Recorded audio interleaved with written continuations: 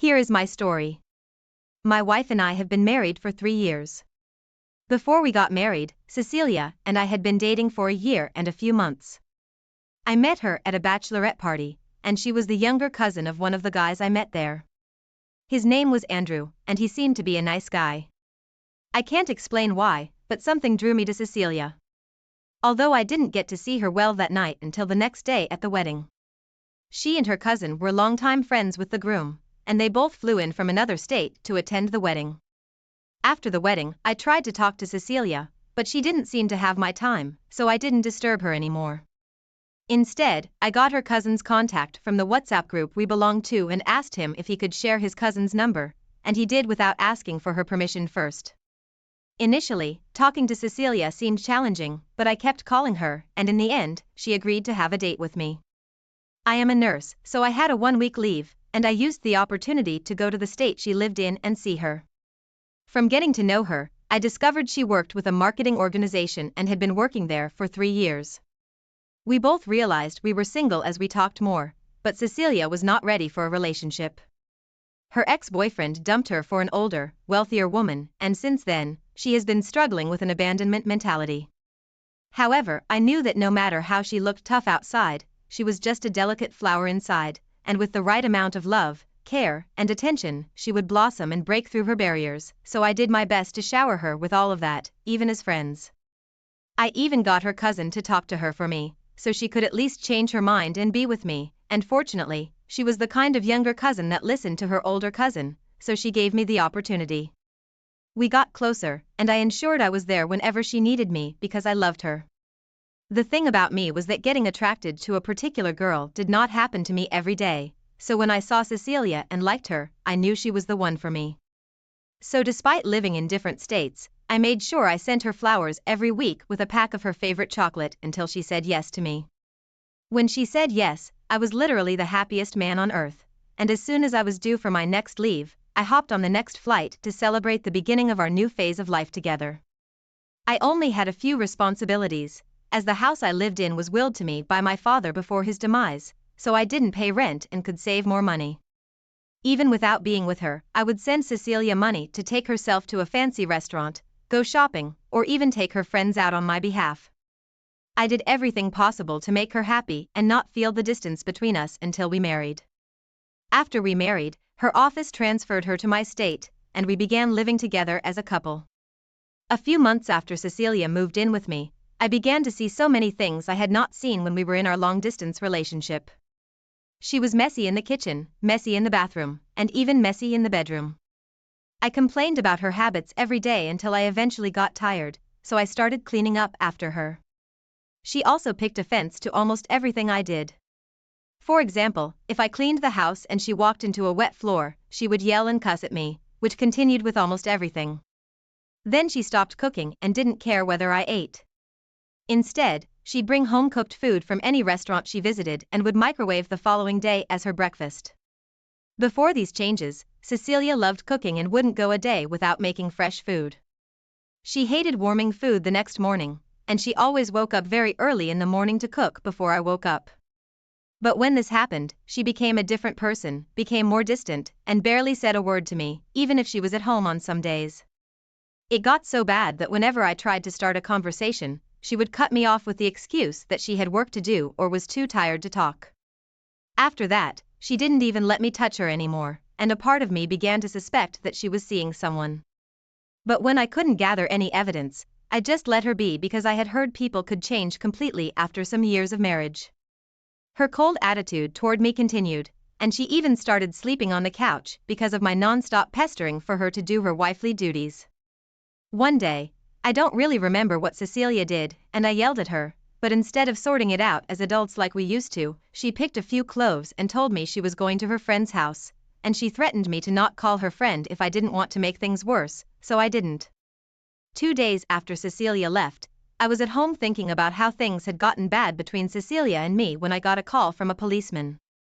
At first, I believed she parked wrongly or something, but I was told she had been involved in an accident, and the police officer shared the location. So, without wasting time, I rushed down there with my heart nearly falling into my stomach. The last thing I wanted was for something terrible to happen to my Cecilia.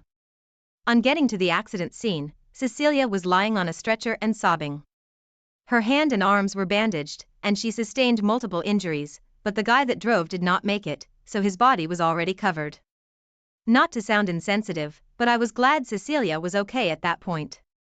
I know we had issues in the past, but I didn't want her dead or injured because I wanted us to work things out and go back to being the happy couple we were. I tried to speak to her, but she kept sobbing, and at the same time, the paramedic guy came to me and asked if I was her brother because he saw me standing by her bed. I told him I wasn't, but he insisted that he called Cecilia's brother and not me. It was funny because Cecilia was an only child, so when I asked him to show me the number he called, he showed me my number and explained that Cecilia saved my number as her brother on her iPhone. I was confused because that was the last thing I expected to hear. I also found out that the guy that died while driving Cecilia was her boyfriend, and they were on their way to another state for a vacation when the accident happened. Whatever was left of their clothes was in the trunk, and I stood there, unable to say a word. It was just too much to wrap my head around at that point. I cried and asked Cecilia if it was true, and she nodded. She was still in tears because of her lover's demise, and she could not even hide it. Even with our non-stop fights and distance, I could not even think of being with another woman apart from her, but she chose to hurt me like that. To think that I was even planning to go over to her friends that evening so we could settle everything and she could come back home, not knowing she was already on her way to a vacation with her lover. She was eventually taken to the hospital and stayed there for a few weeks. However, I only visited her once throughout her hospital stay because I still could not believe she had cheated on me after all those years, and it was really tough for me. The one time I visited her, her friend convinced me to go and see her, but I ended up standing outside her room door. I just could not take myself in there to talk with her. Finally, when she fully recovered, her friend updated me again, and I went to see her on the day she was discharged. What she didn't know was that when she was in the hospital, I contacted a lawyer and began to process our divorce papers, and on the day of her discharge, I gave them to her to sign. At least I had the decency to wait until she recovered. When she saw me, she began to cry, went down on her knees, and asked me to forgive her so we could return to being one happy family, but I told her it wasn't impossible and handed her the divorce papers. When her friend saw the divorce papers, she began to beg me too, but I told her to stay quiet and mind her business. On the other hand, Cecilia continued to cry, and she begged me to give her a second chance, but I dropped the papers and left, then I warned her to not return to my house. I already called her cousin to tell him what Cecilia had done, but he was too disappointed in her and wanted nothing to do with her. It turned out that the guy she was seeing was her colleague from work, and her company had the no relationship between colleagues policy. Knowing that she was married, they fired her to protect their reputation. So after she left the hospital, she had no job to return to, her friend kicked her out, and her cousin was far too embarrassed, so she had no one to support her. The last time I bumped into her friend, she told me Cecilia was now struggling financially, and she did crappy jobs just to make a living. It has been 2 years now, and I still can't shake off the feeling that every woman out there might hurt me again as Cecilia did. OP, you mentioned that your ex-wife saved your number as her brother on her iPhone, which is absolutely terrible. This means she had been playing you for a very long time. I'm not a fan of long-distance relationships because of how pretentious both parties can be. Honestly, I don't think your wife loved you, she was just using you. You should have dug deeper when you noticed the changes, and you should know better that people don't just wake up and change. She should have just ended things with you instead of cheating on you with her colleague. It's good that you found out the truth the hard way, and you didn't allow her or her friend to convince you to change your mind. She didn't deserve a second chance, and I'm glad you weren't weak in your decision-making. Thank you for sharing your story with us. Now, let's get into the second story for today. My wife and I had been married for several years before I caught her red-handed cheating on me. Evelyn and I were actually fellowship members, and she was gorgeous. Most times I would go to church on Sunday just to see her. However, we were not close friends until I discovered my aunt moved into her neighborhood. 3 houses after my aunt's house, to be precise. As of that time, we were just teenagers, and we weren't close friends like I said earlier because I wasn't exactly the kind of guy she would love to associate with. About 4 years later, my aunt died from cancer, and I stopped visiting the neighborhood, and everyone moved on with their lives. But I changed. Something happened to me that I can't share here, and it pushed me to take a different direction in life. I became more serious about my dreams, education, career, and spiritual life. Before this time, I was just a wild young man doing things my peer group did without thinking of the consequences of the future. Luckily, I went to college, graduated, and found a job. Then one day, I bumped into Evelyn on my way back from work. It was a pleasant surprise, and we exchanged contacts. When we were free some days later, we hung out to talk about what had happened in our lives in the past years, and mainly what had happened with me. After our first meeting, we had other hangouts together, and slowly the love I had for her rekindled. And when I felt the time was right, I asked her out, and she said yes. We dated for 2 years, and Evelyn and I never got intimate in the whole 2 years. I was a changed guy, and didn't want her to think I was with her because of her body. Aside from that, my spirituality with God grew, and I didn't want to jeopardize that too, so Evelyn and I promised to be celibate until marriage. Eventually, we got married and got intimate on the first night of our wedding. But somehow, I felt like Evelyn was not enjoying my husband's duties, no matter how much I did. She did not say a word to boost my ego or anything. She just stayed there like she was waiting for me to get over and done with, which continued for almost 3 years. We wanted to have kids early because I didn't want to have a 15-year-old son at 50, but no matter how much we tried, she couldn't conceive, which worried us. Meanwhile, there was this uncle of Evelyn whom she was so fond of, her mother's younger brother. I had seen her around him several times as a teenager, so I believed he was her favorite uncle. This uncle of hers, Jesse, used to visit us a lot after we got married, and I didn't have an issue with that because both of our families were welcome to the house. They didn't need permission before coming because Evelyn was always at home. Evelyn's father was not in her life, and I had the first-hand experience of growing up without a father or an uncle I could look up to, so I didn't want to ruin their moments. So, most times, I would go shopping for Jesse to show him that I appreciated how he looked after my wife and raised her to be the God-fearing woman she was, or so I thought.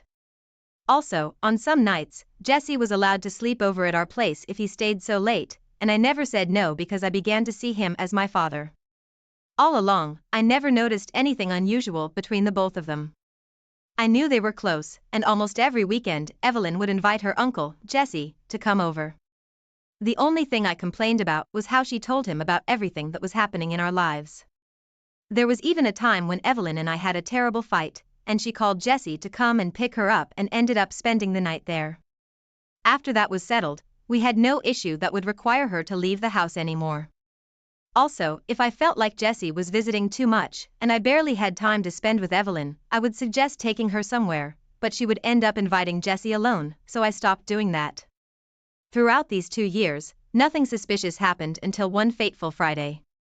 That Friday, I was about to return from work when I found out that my 15-year-old car had broken down, and I had to call my usual car company to take it and fix it, so I took a taxi home.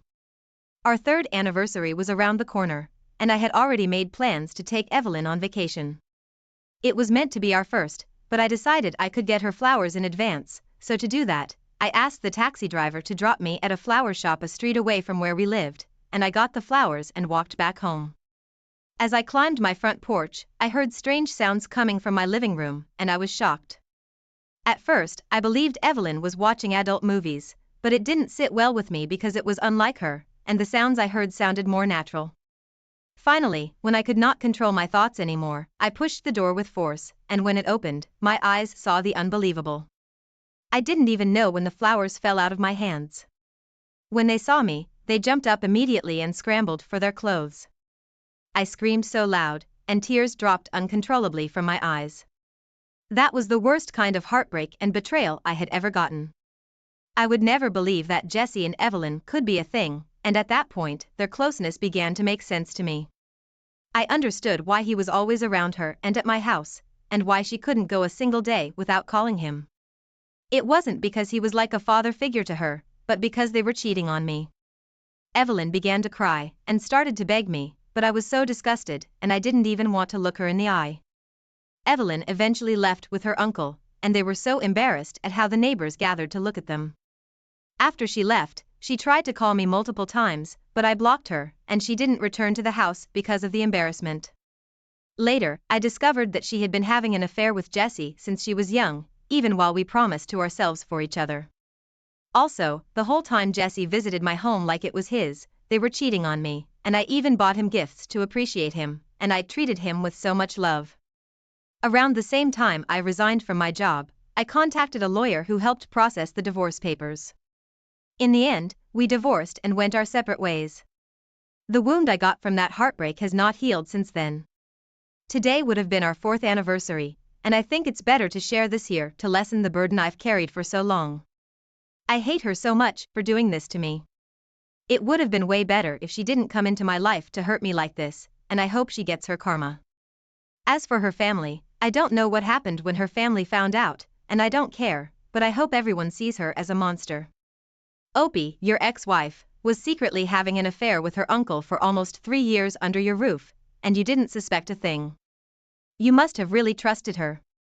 She should not have led you on if she knew she wasn't ready to stop her dirty acts. I guess this is why they say, don't judge a book by its cover, because you used her external appearance as a metric to measure her as wife material. I'm glad you kicked her out of your house, and you made the right decision by ending things with her. Thank you for sharing with us. I hope you were able to heal from this. Thank you all for taking the time to listen to today's stories. If you enjoyed listening, please feel free to like and subscribe if you haven't already. Also, comment below with your thoughts on what happened.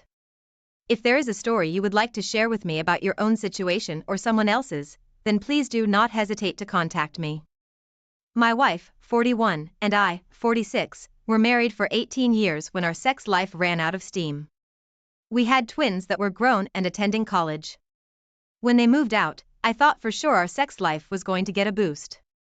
It did for a month, but then having sex anywhere in the house at any time got boring. We read online that taking a friend vacation without your spouse is a good way to miss each other and crave intimacy. Friendly flirting can also help fuel the craving your partner has for you. I was skeptical of this, but it was the first time in a while I saw my wife so excited to do something. We started making arrangements for our separate vacations. For some reason, my wife and her friends decided to go to Colorado. On their tour schedule was the town where my wife grew up. As far as I knew, my wife didn't have a very positive childhood. I was surprised she wanted to go there and without me. I decided my friends and I would go to Wyoming. I always wanted to visit Yellowstone National Park. After the tickets were bought, my wife started texting on her phone a lot. I didn't want to bug her. I was pretty sure she was just making arrangements and chatting with girls about the upcoming vacation. I texted my friends about it, of course. We just didn't have as much to say. I asked my wife for a copy of their itinerary, and she was caught off guard by my request. She said she would have to edit it because she mixed up the dates on the first draft. Once she fixed it, she gave me one of the printouts. It was a bunch of girly activities like yoga, shopping, yogurt treats, hiking, and restaurants. Well, fast forward to 3 days into our 6-day vacation. I missed her a lot. I was having fun, but suddenly 6 days felt like way too long. To make matters worse, my wife stopped responding to me. It really made me worry. I told my friends about it, and they of course told me to just relax and enjoy my time away in a new place. I did, for another day. But my wife was responding really weirdly to my texts. It was like she didn't care what I had to say, and only responded because she had to. I felt terrible, and I was worried. My wife's itinerary placed her group at a restaurant that night for dinner exactly 6 hours away from my friends and I. I started driving there at 1 p.m., so I'd get there by 7. When I got there, I found all of my wife's friends. They were shocked to see me. I asked them where my wife was, and they told me the worst news ever. She left them to meet up with someone else. I collapsed onto one of the chairs by their table, and they offered me even more information. They said she'd been on her phone until this morning, when she left before anyone woke up. She only texted them to say she wouldn't be back until late. I asked if she said anything else about who she was meeting or where she was going. Finally, one of her friends gave me a tiny piece of paper. She said it was for safety reasons, because my wife didn't want to go somewhere without someone knowing. It was an address.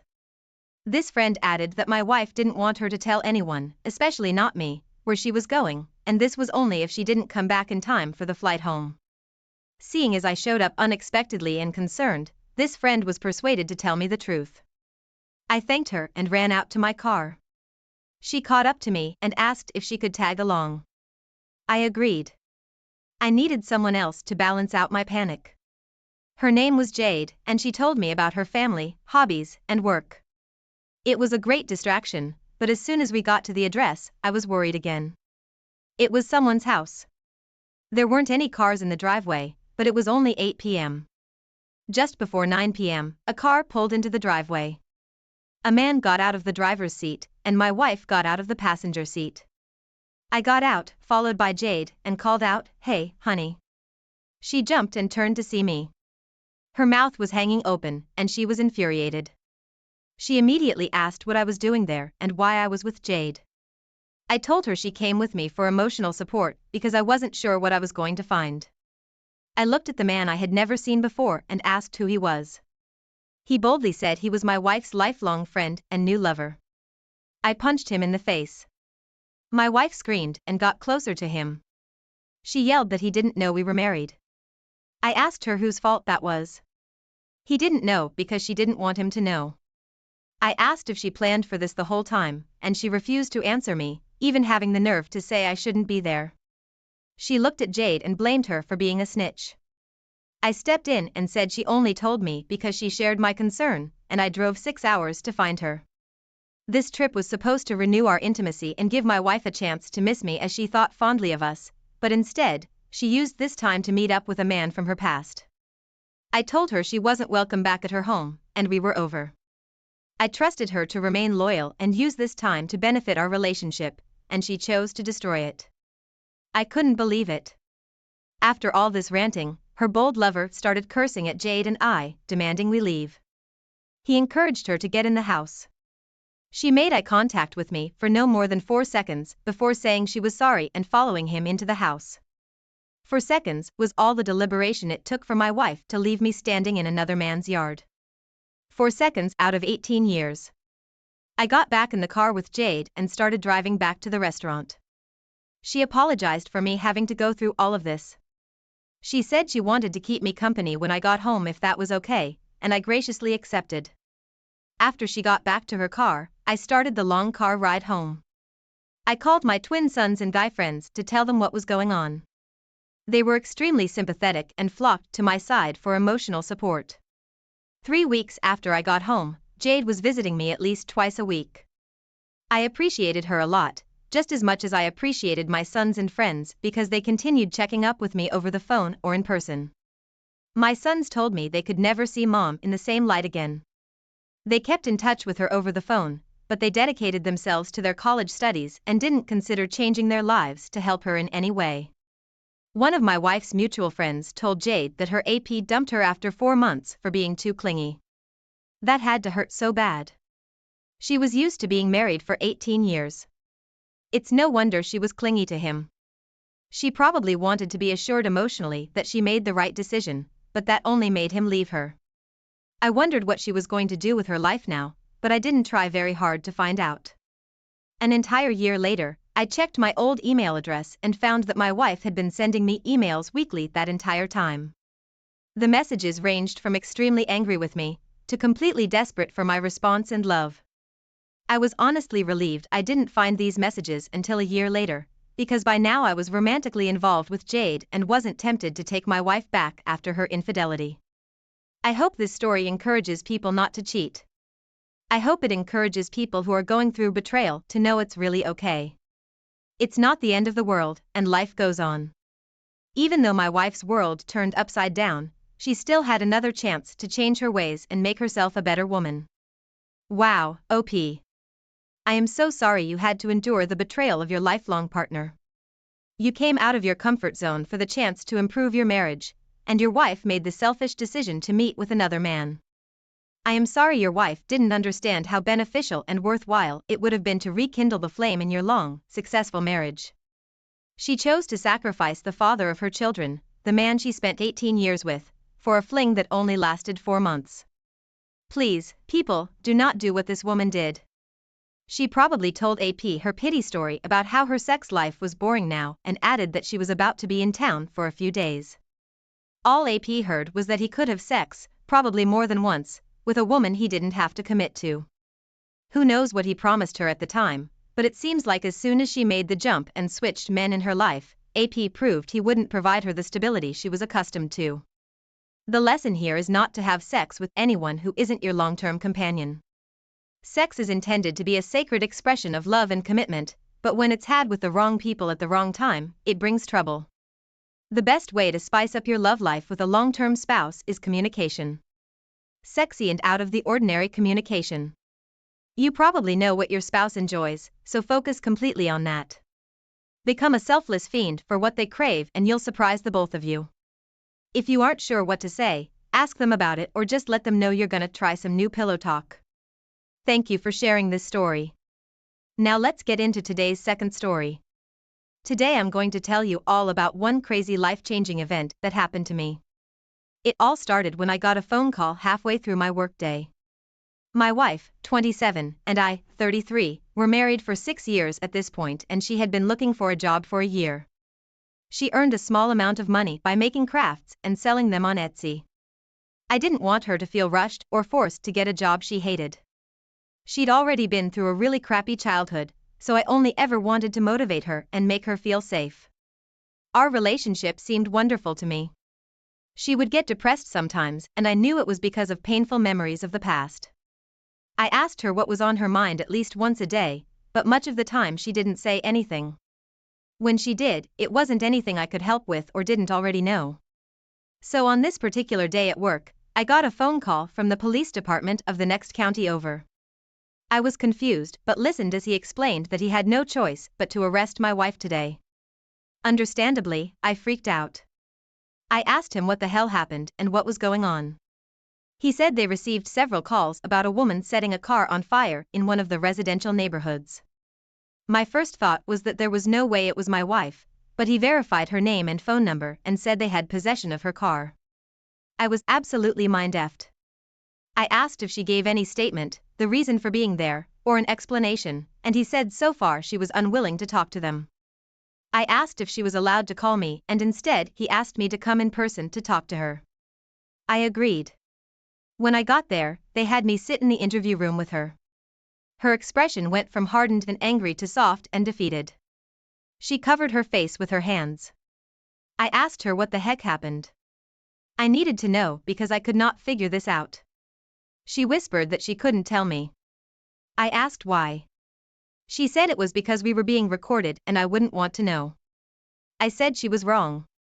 I wanted to know and she was apparently caught red-handed, so the only thing left to do was explain herself. She sat up, revealing her reddened and depressed face. She said she was setting fire to her ex's car because he cheated on her. After I let this sink in a bit, I asked her how long ago this happened and why seek revenge now. She really didn't want to answer me anymore, but I was her husband. She was in a police station. Her options were limited. After breathing a lot and crying, she told me he cheated on her last night. I said what, and she went on to explain that she'd been seeing him for a few months while I was at work. I could not believe what I was hearing. The cops were gonna have a ball watching this drama unfold, so I clarified that she was seeing AP behind my back and when she found out he cheated on her last night, she decided to set his car on fire in broad daylight. After hearing my words, she looked like a shell of a woman. I told her I was ashamed to be her husband. She exposed her own affair by losing any self-control or responsibility she had left. I told her we were over and left the police station. I got a few sorry looks from some of the officers. My wife freaked out. She could only call people with permission from the cops, so the next person she called was her grandmother who raised her. Her grandmother actually thought it was a scam call and didn't look into it any further for another 3 weeks. Then she was finally contacted and paid my wife's bail. In order to afford it, she had to take out a loan. This was just the start of my wife's consequences. After she was out of jail, she tried to call me over and over again. After receiving 15 calls in one day, I finally answered it. She begged me to hear her out and at least meet her for coffee. She said it was the least I could do after the ordeal she'd been through in our 6-year relationship deserved one more chance of survival. I laughed a good hearty laugh. I told her our 6-year relationship was over dead in the past. I only kept that relationship with her in good faith that she would never go behind my back and sleep with another man. Not only did she do that, but she also jumped at criminal activity by setting his car on fire. She wailed and sobbed into the phone like it was her lifeline. I told her she made the decision to go behind my back and anyone should know it's only a matter of time before the truth comes out. I just got lucky because her idiotic actions did the work for me. I wished her luck in whatever she tries to do next with her life. As I said that, she started screaming for me not to hang up, but I did. Her aunt contacted me 4 months later. She asked if she could bring a truck over to get my ex's belongings. I said that was fine and she went on to explain that my ex's grandmother passed away and the house was in foreclosure. So my ex was moving in with her and I'd finally get her crappy belongings out of my house. That sounded fine to me. I did wonder how she was holding up, but I didn't ask. By this point, I started seeing another woman and did not want to give any false hope by asking questions. I hope my story encourages everyone not to cheat on their partner. There are 2 things that helped me get through this ordeal the most. The first was exercising daily. I didn't want to do it, but I forced myself to use my muscles until I could feel the burn. It helped me to get out built-up anger and turn my attitude around for the better. I wasn't feeling down on myself. I was feeling positive and capable. The second thing I did was show myself love and care by doing what I wanted. Most of the time it was listening to music and dancing. Other times it was reading, watching TV, drawing, playing music, or going for a walk. OP, I am so sorry your wife went behind your back for months to sleep with another man. I'm sorry that you found out about her arrest for setting a car on fire. I can only imagine the shock you felt as her husband. This just goes to show that sometimes spouses cannot control or predict their partner's actions. You may think you know someone as well as you possibly can, but they could have so much pain and smothered emotion from their past that it comes out in a most unpredictable way. When this happens, please do not blame yourself. You can't possibly know or control what someone else is thinking or doing. Even more importantly, their disregard for you and the consequences they'll bring does not determine your self-worth. It simply means that they had pain and emotions they did not know how to handle or resolve. It means they made very poor decisions because of their pain and perception of things. As humans, we are all nothing more than a combination of several faculties working together, and when we let something that's ultimately meaningless affect how we behave and treat others, that's a mistake that will undoubtedly cause a ripple effect. I wish you the best of luck in life.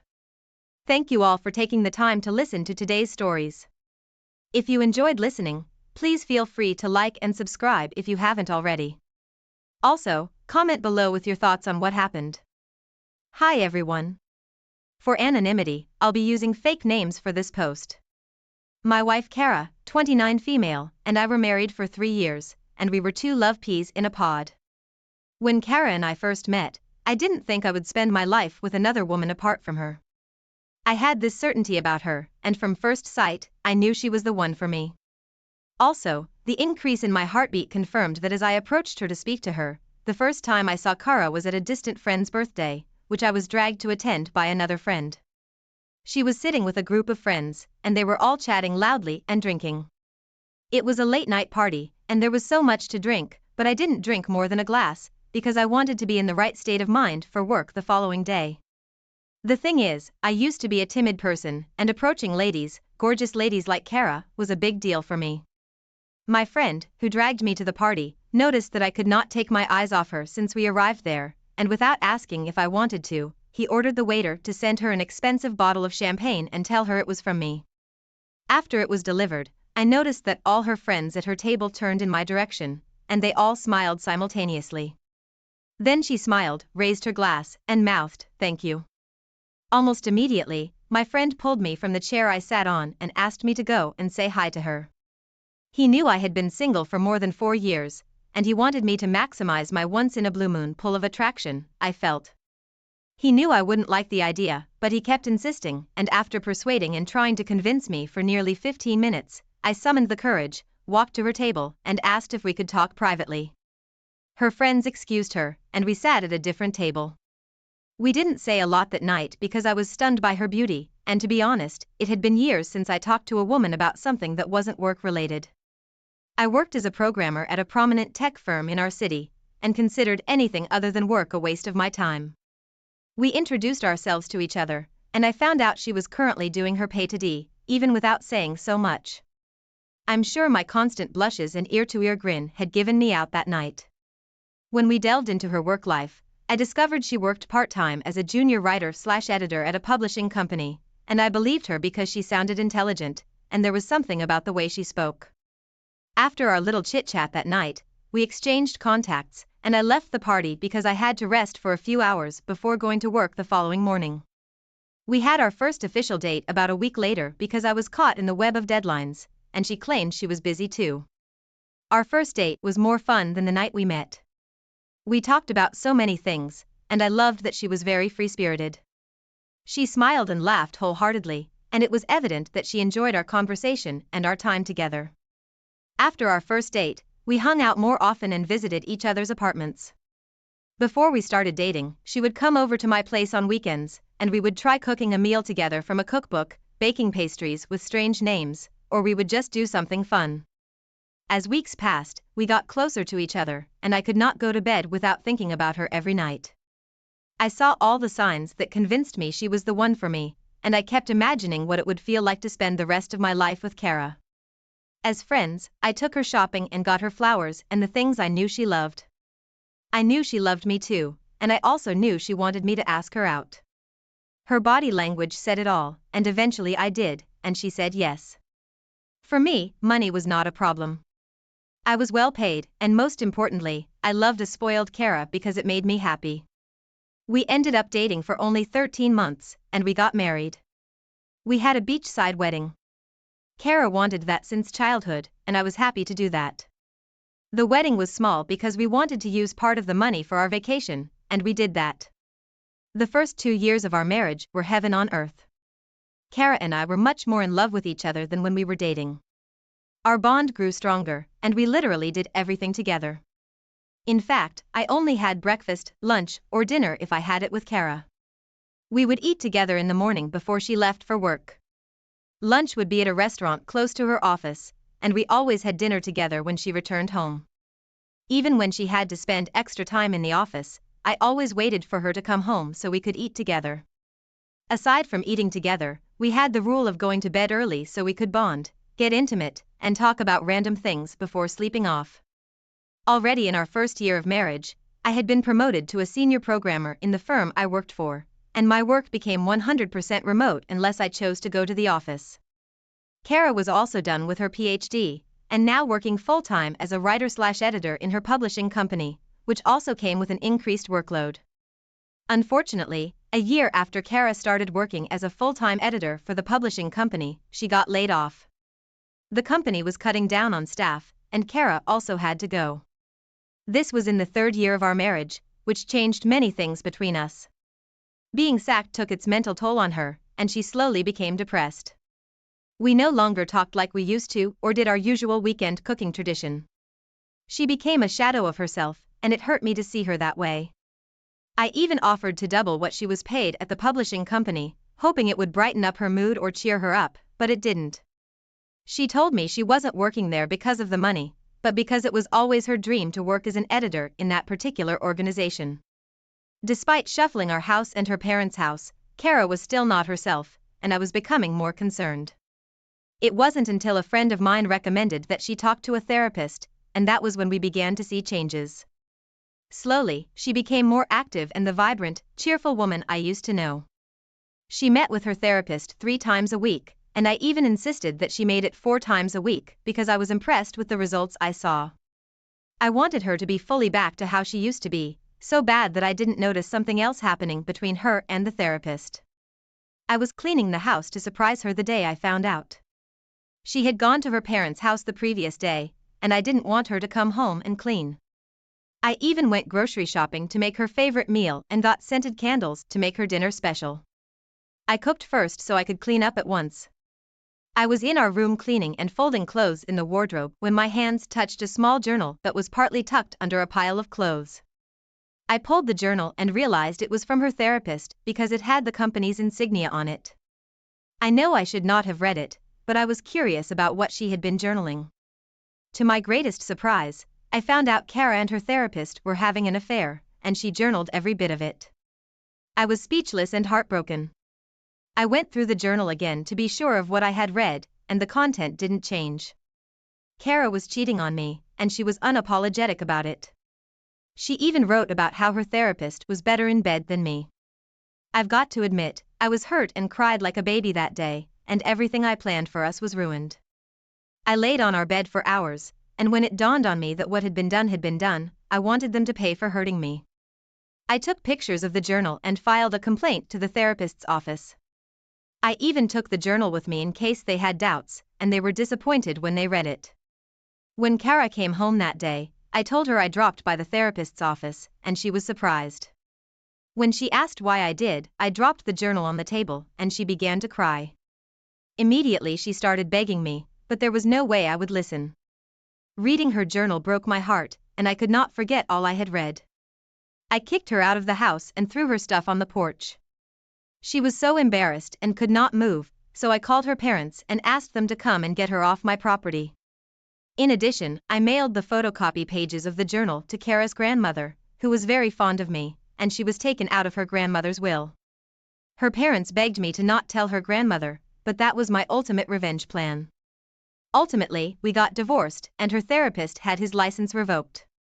It was good that we didn't have kids yet, so it was easier for me to move on with my life. Kara became depressed and more miserable after we divorced, and I am glad she had to live with her parents' disappointment and shame. She called the house several times to beg me to take her back, but I wanted nothing to do with her. The last time Kara came, she met another woman and attacked her. I was so mad that I called the cops on her, and after that, I filed for a restraining order, and that was the last time I saw her. As for the woman she saw, we broke up because I was still hurting, and I have not completely moved on, but I'm glad I'm making progress. OP, you handled the situation maturely and gave her a taste of her own medicine. Despite being a good husband and trying to support your wife, she still chose to cheat on you with her therapist.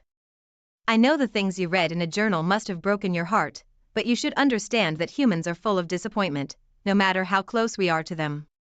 It's sad things ended that way, but you should be glad it did.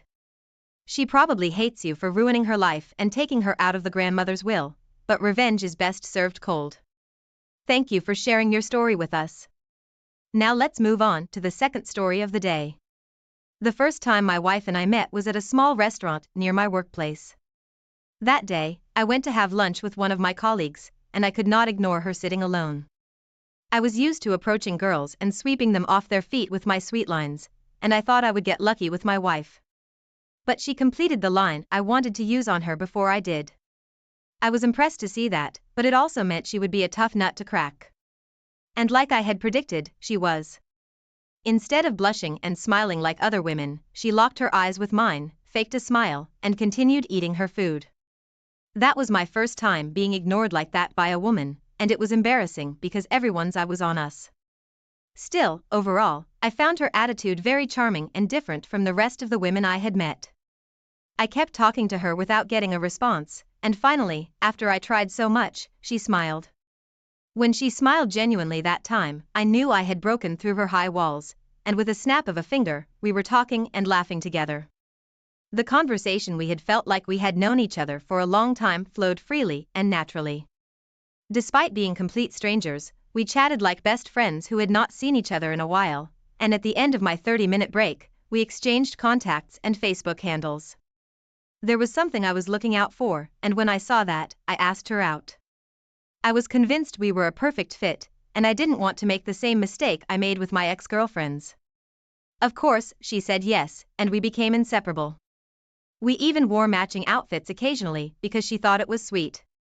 We dated for 9 months before we married, and though my friends thought I was moving too fast, I didn't think there was a better time to officially make her mine. About 2 weeks before our wedding, I leased a bigger apartment, and we moved in when we returned from our honeymoon. The first year of our marriage was splendid. I had never been deeply in love like I was with my wife, so I did anything I could to make her smile every day. Before we got married, I noticed that my wife was fond of my stepbrother, and she often talked about him when we returned from our family hangout. My stepbrother was a gym instructor, and as a result of that, he was heavily built. He was also handsome, and the kind of guy ladies love to be around. In the past, I had female friends who abandoned me the moment they met my stepbrother, and this mostly had to do with his looks. Since my wife had 3 older brothers and was used to being around guys, I believed she also saw him as her brother. I never suspected that her talking about his looks, and how well built he looked, was her subtly telling me that she was into him. I was even glad that she had a way of always bringing him into her conversations, as well as her brothers. This was because I wanted our families to be one big happy family, and I didn't want her shutting out my family members, including my stepbrother. I had been with him since I was 13 and he was 17, and I didn't want anyone to come between the bond we shared. On my 28th birthday, my wife decided to throw a surprise birthday party for me at home, and she tricked me into coming home early from work that day. I had to take the family emergency excuse to leave work early, only to go home to a packed house. My parents, stepbrother, and some of my friends were there, and my wife's parents and her older brother were there too. The surprise worked, and I was so happy to see everyone at my house that it was a small party with a lot to eat and drink. By this time, our marriage was already 1 year old, and we didn't have any children yet. After eating and drinking, everyone decided to hang around, since they were mostly family members and close friends. Also, it was pouring heavily outside, and no one had the excuse of going to work the next day since it was a Saturday. Everyone in the room was an adult, and in no time, we were arguing about politics and our economic crisis. The conversation grew intense as we all tried to outtalk one another, and that was when I noticed my wife was not with us. I didn't even notice when she left because she was sitting behind me, so I asked around for her. Everyone said they had not seen her until her mom casually said she had seen her walk down the corridor with my stepbrother. At first, I didn't want to go and look for them, but after some minutes, and I didn't see them or hear their voices, I excused myself. Walking down the corridor, I paid attention in case I heard voices, but I didn't hear a sound. When I didn't hear a sound, I felt something was wrong, but I couldn't tell what it was. As I approached our room, I began to hear soft muffled moans, and my heart nearly dropped in my stomach.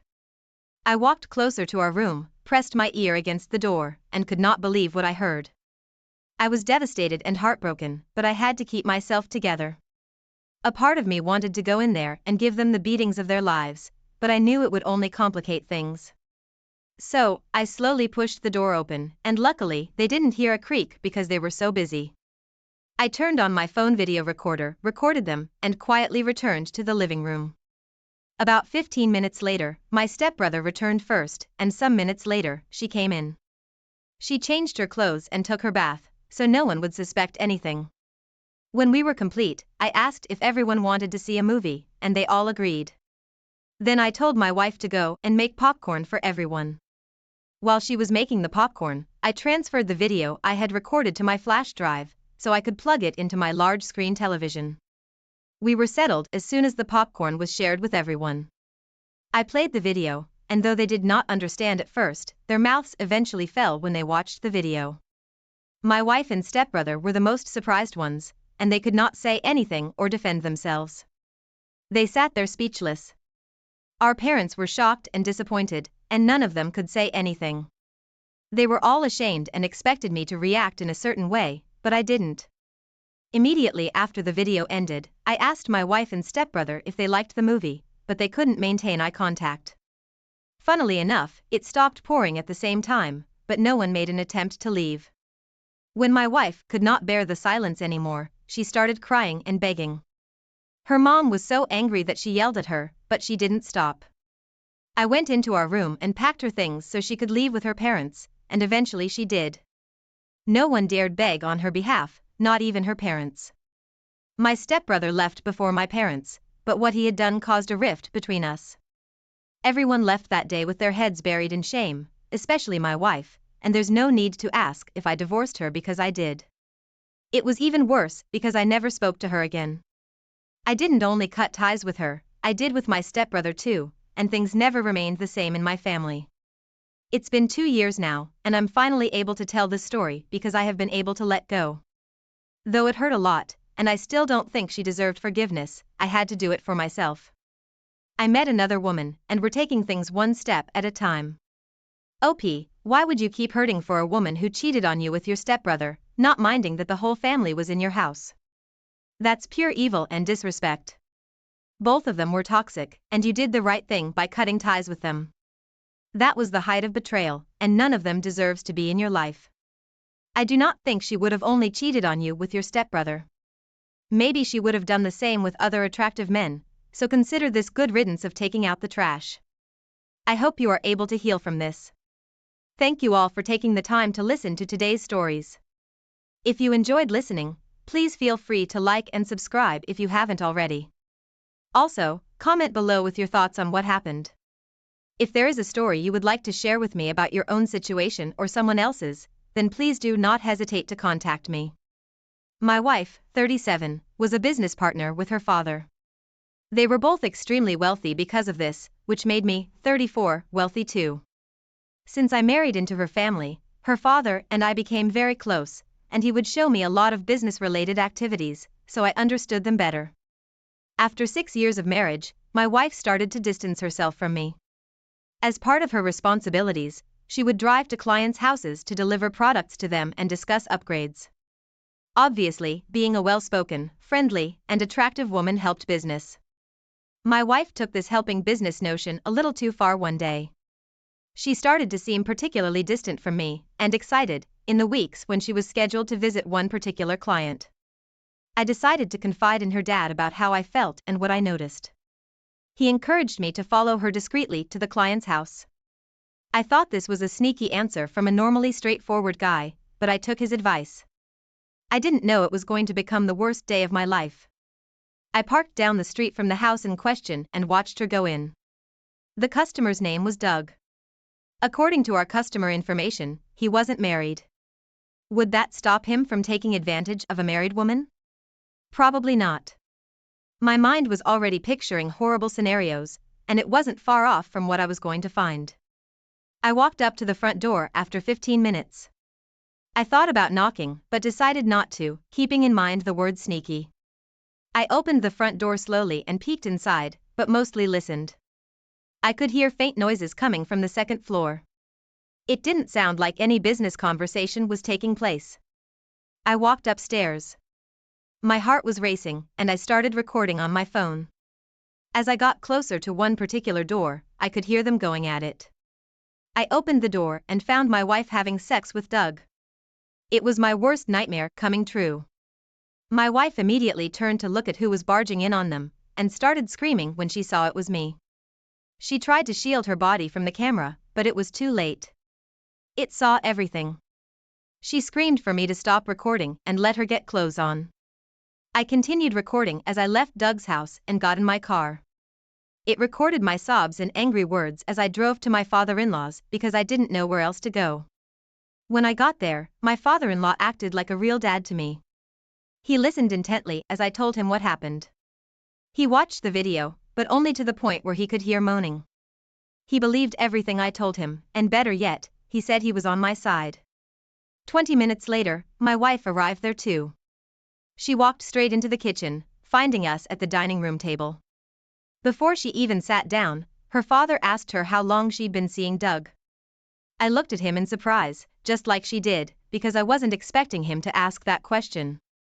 I thought for sure she couldn't have done this more than once. She tried to say it was only this one time, but her dad told her he looked at the travel logs. He knew she was going to Doug's house way more often than necessary for the past 11 months. My jaw dropped, and I looked at her expectantly. She didn't know what to say. She tried to speak and protect her image, but it didn't make sense. At one point, it sounded like she was defending her actions by claiming it would help business. Her father offered no sympathy when he told her she was fired. She let out a weird noise of shock and started stammering. She wanted to keep her job, but what could she possibly say? I had her on video sleeping with Doug, and it was clear this wasn't the only time she did it. Besides the betrayal she dealt me, her father told her this was not the behavior he expected from his business partner or daughter.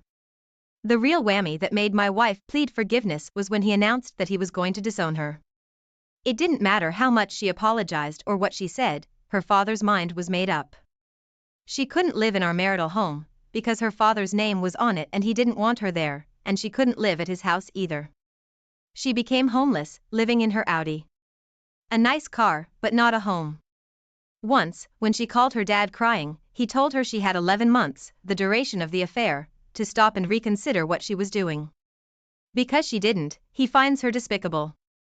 He finished by saying I was lucky I found out the truth and got away from her. Her father gave me a choice. I could live in the marital home, and it would become mine, or I could move in with him.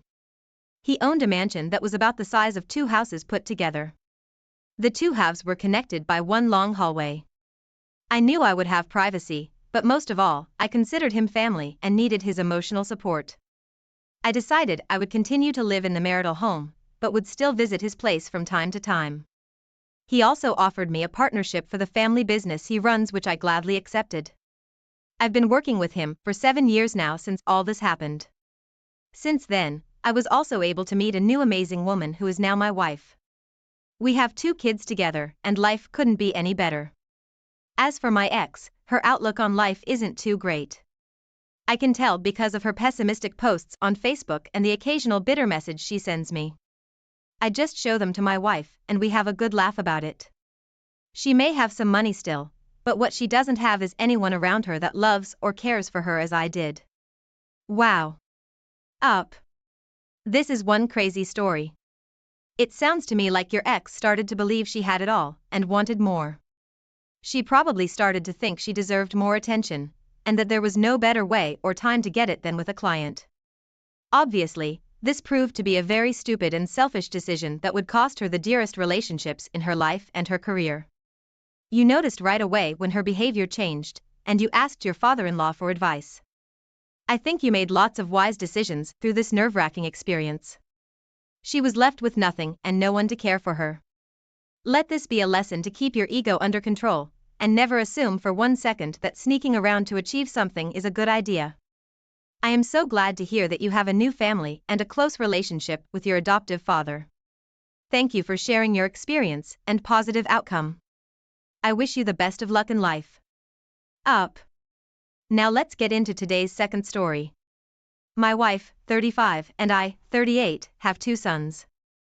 At the time this story begins, Eddie is already 11 years old, and his younger brother Teddy is 7. One seemingly ordinary morning, my wife rushed off to work early. I prepared breakfast for my boys, and we had a fun, light-hearted morning chat, like we always do before school. The car ride to school was a quiet, and it seemed like Eddie had something on his mind. I tried asking him if anything was wrong, but he said no. I dropped them off as usual and went to work. After work, I picked them up from school at the request of my wife. She texted me, saying she had to stay at work late for a meeting. I hated when this happened, but was used to it by now. She stayed late at meetings at least 4 times each month for the past 10 years. When we got home, I started cooking dinner for my sons while they sat at the table and did homework. Eddie still seemed like he had something on his mind, but he did his homework and asked me questions about it. We ate dinner together, and they told me about their day at school. It wasn't anything out of the ordinary, but this was the last time I would have a conversation and dinner with my sons before discovering life-changing news. We were about to clear the table when Eddie said he had something to tell me. His voice cracked, and he sounded like he was about to cry. Teddy looked uncomfortable and asked Eddie if he was sure he should tell me about it. I assured them they could tell me anything. Eddie proceeded to tell me that Mommy told them I wasn't their real dad, that a few times every month, Mom would take them to visit their real dad. My jaw dropped. I asked him who their real dad was and if I knew him. He said yes, I knew him. It was Uncle Kevin. I could not move for a few seconds. Both the boys asked if I was okay, if I was mad, and what I was going to do. When I snapped out of it, I told them both that I loved them. I told them that according to me, I would always be their dad. They were happy with that and helped me clean up dinner. They went off to play, and I contemplated what I was going to do. My own brother fathered my children. How could this have happened? I couldn't believe it and I couldn't prove it. I told the boys to wait until a specific day to tell mommy that they told me I wasn't their daddy. They agreed and seemed to forget about it. I laid on the couch watching the boys play until my wife got home. As soon as she did, I told her I wasn't feeling well and had to go to sleep. I laid in bed awake until my wife put the boys to bed. When she got in bed with me, she tried to see if I was sleeping, and I pretended to be. When she was asleep, I unlocked her phone. My heart was racing because I never checked her phone before, and I kept thinking she was going to wake up. I found a messaging app tucked into the last page of an app folder called Utilities. It was like she didn't want anyone to find it on her phone. One of her messaging conversations was with Kevin. It was like reading an everyday conversation between a romantic couple, talking about their day, when they were going to meet next, how the boys were, and stuff like that. Mixed into that were messages like, I love you, I consider you to be my husband. The children are lucky to know their real father. I will marry you when the time is right. And then there were sexual messages. Apparently, whenever my wife and brother wanted to have sex, my wife would simply tell me that she had to work late. That was all the proof I needed. Right here, under my nose on her phone.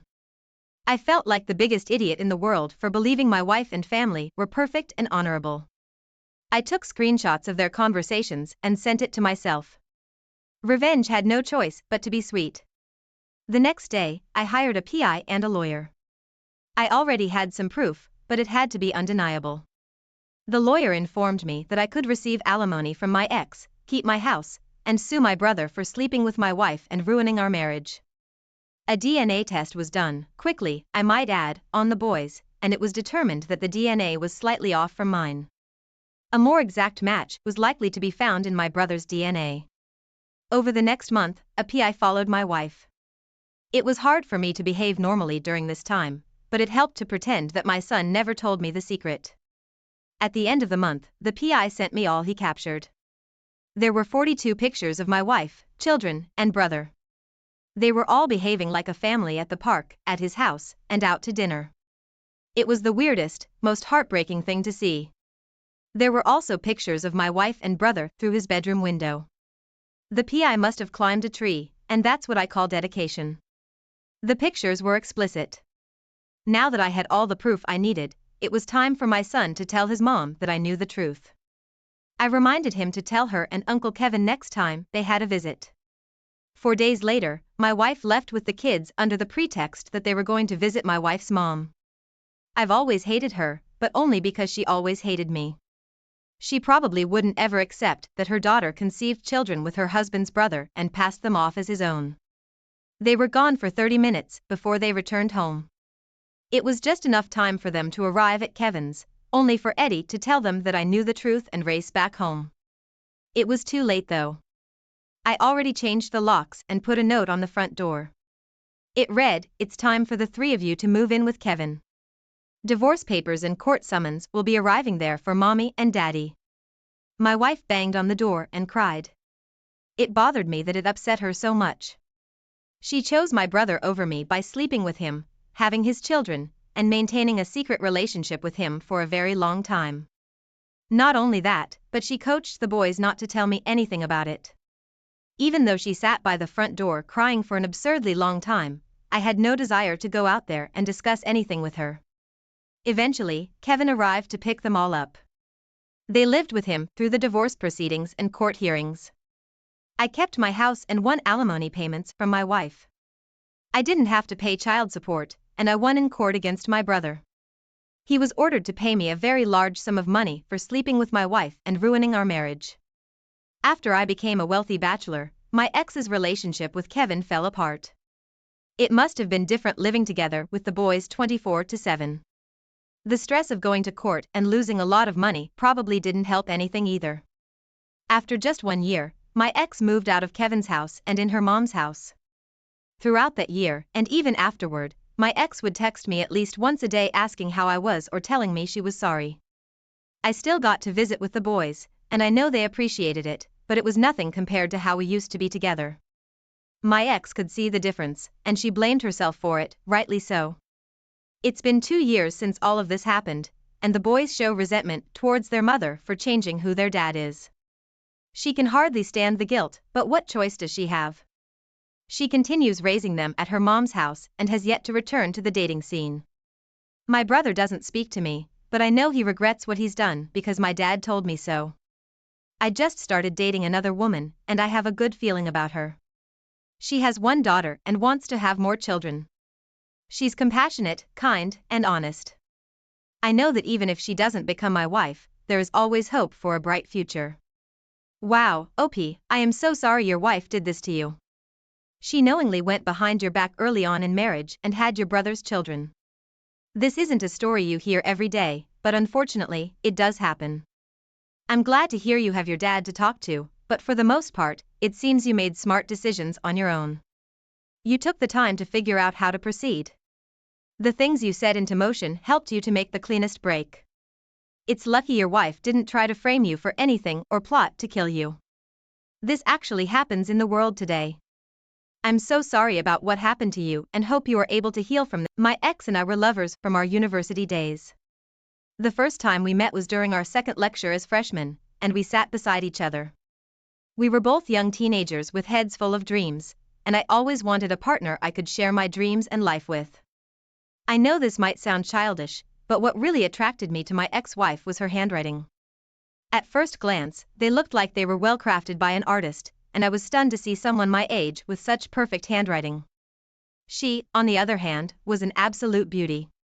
I didn't just fall in love with her handwriting that day. I fell in love with her ocean blue eyes, blonde hair tumbling over her shoulders, and a smile that could light up a small city. Typically, I wasn't the kind of guy who made friends quickly. I was more of the reserved guy who waited for friends to come to me, and we built a relationship from there. But I had to make an exception with her. We started talking in the lecture hall that day, and with time, we became seat buddies, and we were always sitting next to each other. It was great to make a new friend in college, and we got along very well. Since we were both freshmen and didn't know our colleagues or have any friends, we decided to stick together until we became inseparable. My ex-wife and I became best friends, and we didn't start dating until our third year. The reason I delayed in asking her out was that we were so close, and I was afraid she would turn me down if I did, but I didn't know I was making a mistake because other guys were beginning to ask her out, and she would tell me about them. At that point, I could not hold it in anymore, and I figured it was better to be turned down than to shy away, so I asked her out, and she said yes. As soon as she said yes, I asked her to move in with me, and she did, and our love story officially began. I loved her more than I loved myself. Even as a student who was only earning little from my part-time job, I did everything to make her happy. We went to parties and concerts, and we had fun together. Almost all of our colleagues knew we were dating, and they always found us together. Every time we stepped out together, people could easily tell we were together because of how I looked after her, and some would even ask how long we had been dating because they loved what they saw. Aside from being fun and pleasure partners, we were reading partners and helped each other until we graduated from the university. Our parents knew we were together and respected our decision to live with each other.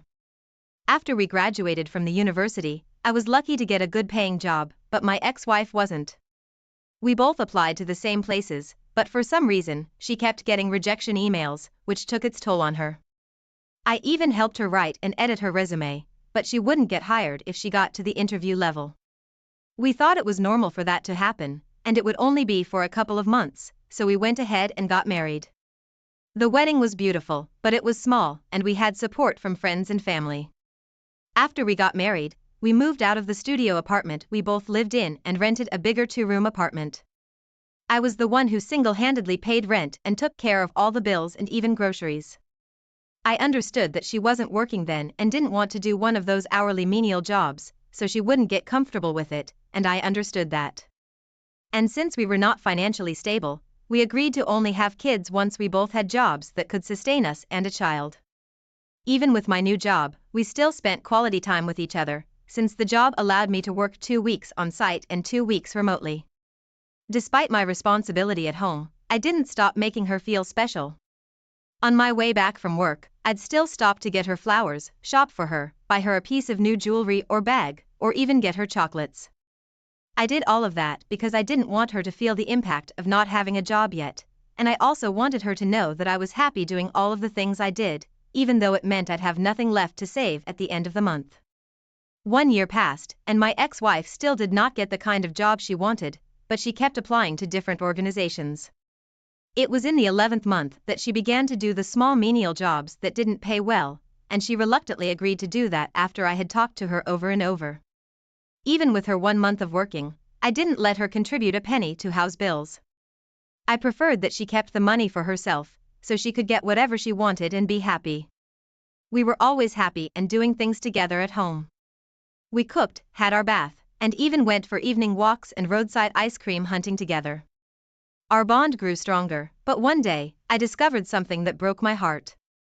That day, I was at home working, and she was doing the day shift at a fancy restaurant she worked for when she called me, and asked me to help her find her physical resume so she could use it to apply for a job opening as soon as she returned home.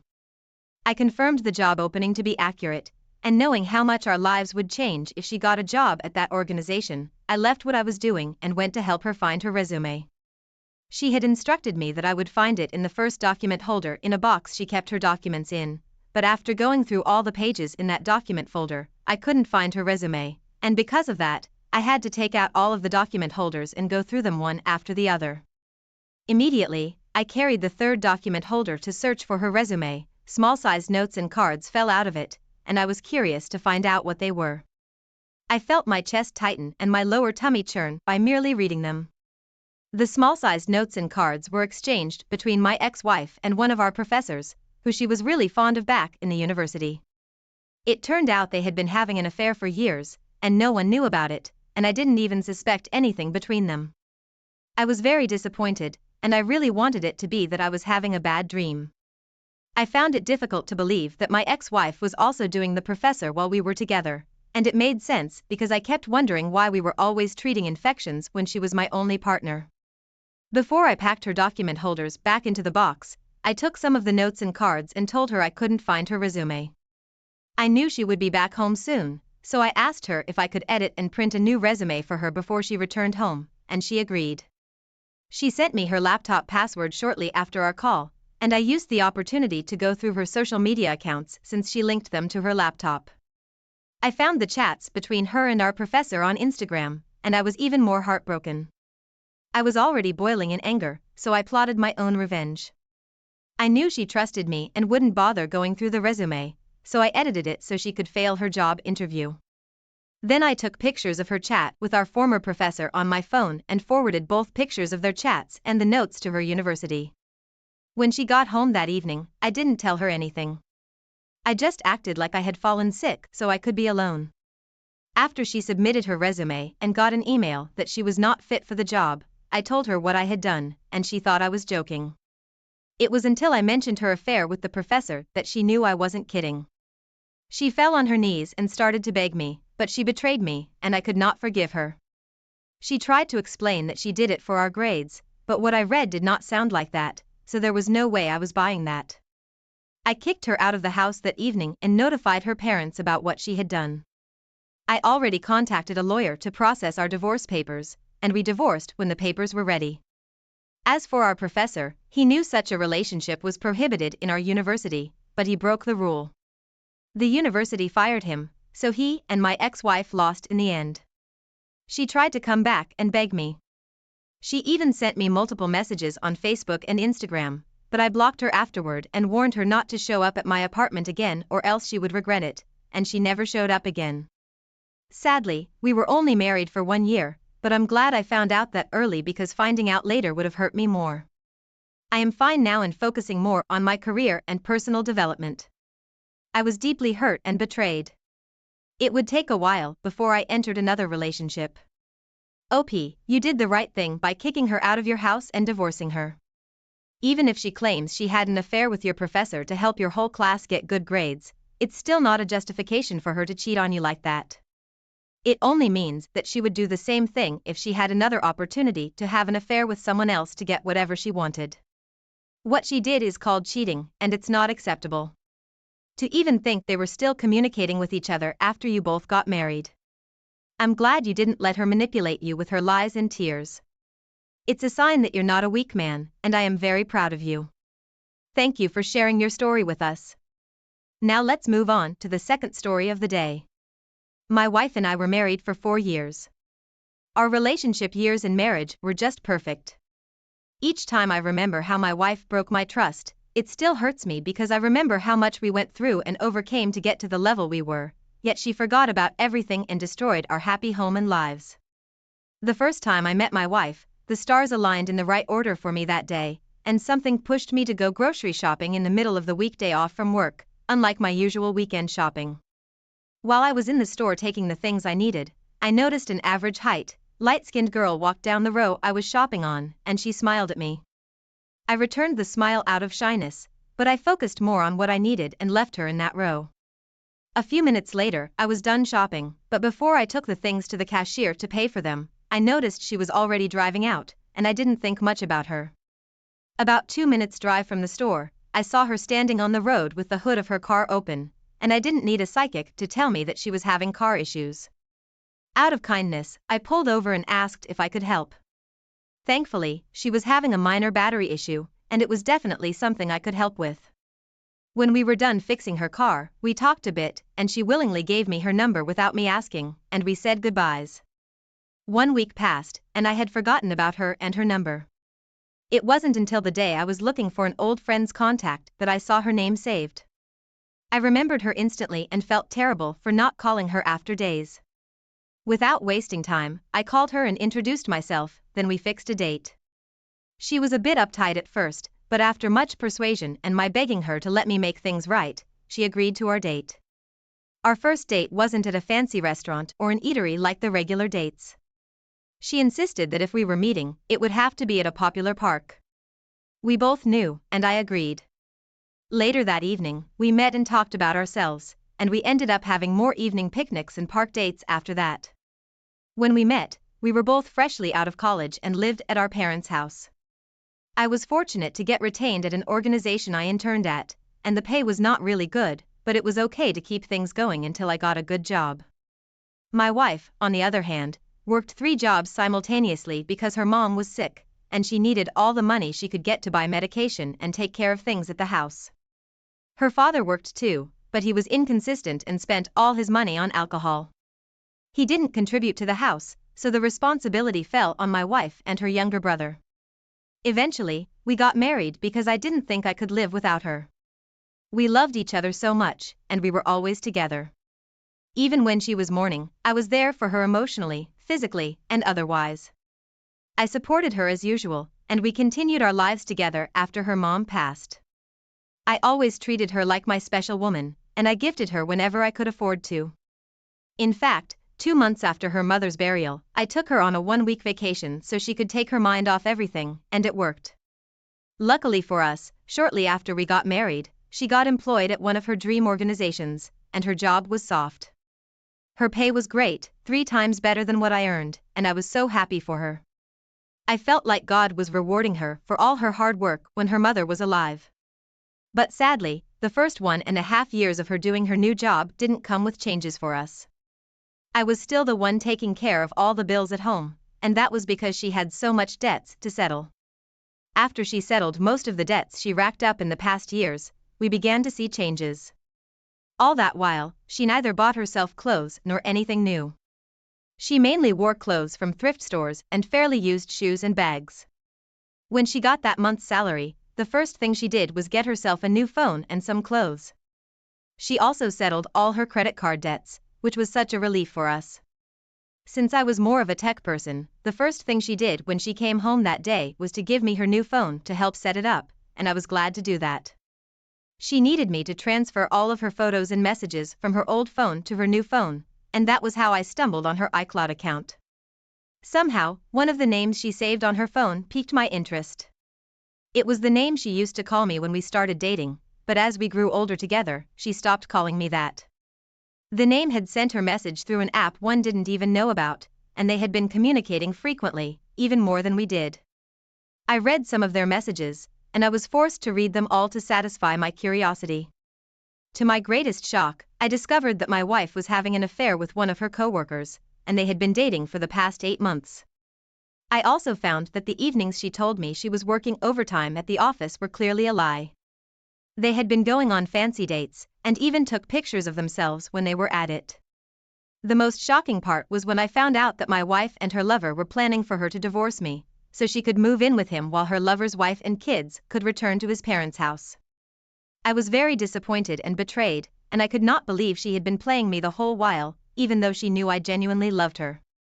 The funny thing was, I was planning to get her an expensive gift that week to appreciate and encourage her to work harder, but she ruined everything. I was so mad that I forwarded the to my phone as evidence, then I got her HR's email address, and anonymously sent everything to them. I knew very well that their company was against coworkers dating, and I knew they would get fired. Well, it worked. She came home the next day in tears, claiming that her company decided to cut down on staff, and she was fired. To her surprise, instead of consoling her like she expected, I laughed and told her I was responsible for everything, but she didn't understand me. When I showed her their conversation from my phone, she started crying again and asked me to forgive her.